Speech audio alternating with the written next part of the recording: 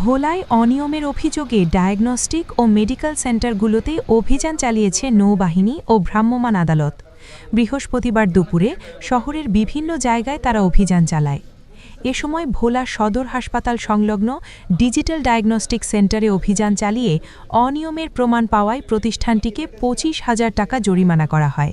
সদর উপজেলা ভূমি সহকারী কমিশনার এস.এম. মশিউর রহমান ভ্রাম্যমাণ আদালত পরিচালনা করেন। পাশাপাশি অভিযানে নৌবাহিনীর একটি দল অংশ নেয়। ভ্রাম্যমাণ আদালতের বিচারক সদর উপজেলা ভূমি সহকারী কমিশনার এস.এম. মশিউর রহমান জানান, মেয়াদোত্তীর্ণ সরঞ্জাম ব্যবহারের পাশাপাশি সেবার মান বজায় না রাখা এবং বিধি লঙ্ঘনের অভিযোগে ডিজিটাল ডায়াগনস্টিক সেন্টারকে ২৫,০০০ টাকা জরিমানা করা হয়েছে। তিনি আরও জানান, জনস্বার্থে স্বাস্থ্যসেবায় শৃঙ্খলা ফেরাতে এ ধরনের অভিযান নিয়মিত চালানো হবে। কোনো ধরনের অনিয়ম বরদাস্ত করা হবে না বলেও হুঁশিয়ারি দেন তিনি।